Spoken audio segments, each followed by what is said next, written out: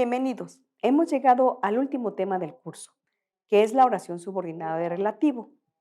Así pues, en el presente video conocerás cómo se declina el pronombre relativo, que te será fácil de aprender porque se declina casi igual que el artículo. También aprenderás los elementos que integran la oración de relativo. Entonces, toma nota y adelante con esta última lección. Introducción. La oración subordinada de relativo sirve para determinar o completar el sentido de una palabra en la oración principal, tal como lo haría un adjetivo. La oración subordinada se une a la oración principal mediante un pronombre relativo. Es un ejemplo de una oración subordinada de relativo en español. El filósofo que está en el ágora es Sócrates. El filósofo es Sócrates forman la oración principal, mientras que está en el ágora es la oración subordinada de relativo. Filósofo es el antecedente porque es la palabra a la que va a referirse el pronombre relativo. El pronombre relativo que es el que introduce la oración subordinada de relativo. Elementos de la oración subordinada de relativo. Número 1. Oración principal. Es de la que depende la oración de relativo. Número 2. El antecedente. Es la palabra a la que se refiere el pronombre relativo. Número 3. El pronombre relativo. Es el que introduce la oración subordinada. Y número 4. Concordancia. El pronombre relativo debe concordar con su antecedente en género y número. Pronombre relativo. El pronombre relativo en griego es hos para masculino, ge para femenino y ho para neutro, y se declina como el artículo, pero sin la tau. Declinación del pronombre relativo. Aquí tenemos una tabla que nos muestra la declinación del pronombre relativo de los tres géneros, en masculino, femenino y neutro, tanto en singular como en plural. El pronombre relativo se puede traducir por qué, quién, el qué, la que, el cual, la cual.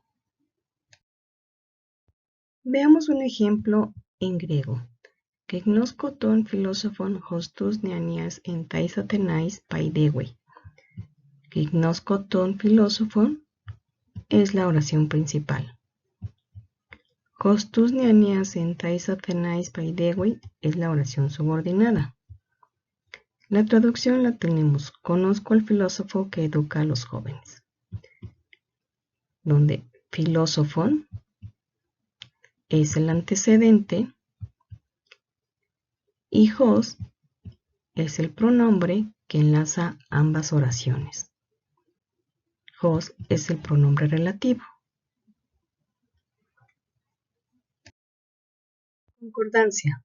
Veamos en qué consiste la concordancia del relativo con su antecedente.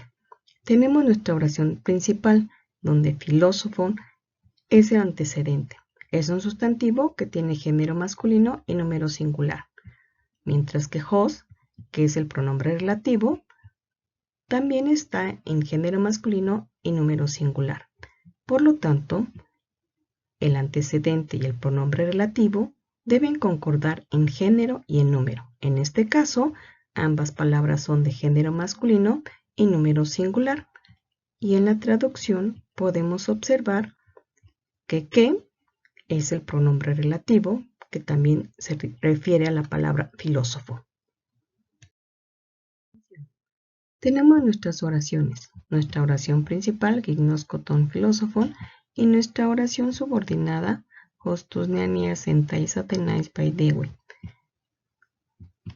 En la oración principal tenemos que el antecedente, filósofo, está en caso acusativo y por lo tanto es un objeto directo.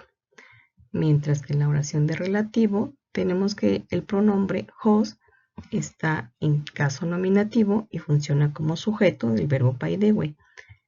Por lo tanto, debemos recordar que el antecedente y el relativo no concuerdan en caso. función del pronombre relativo.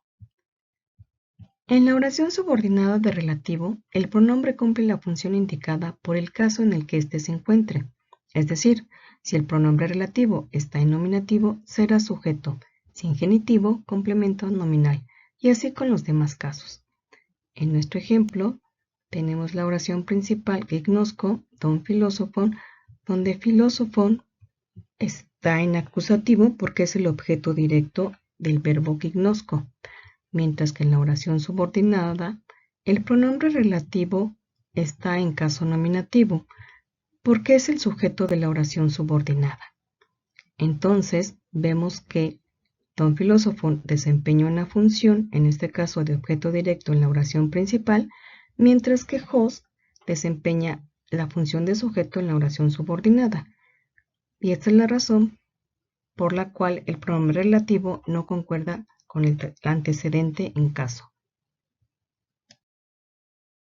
Como has visto, la oración subordinada de relativo depende de una oración principal en la cual se encuentra su antecedente, es decir, aquella palabra cuyo sentido es completado o determinado por la oración introducida por el pronombre relativo, y que este pronombre relativo se declina igual que el artículo, pero sin la tau.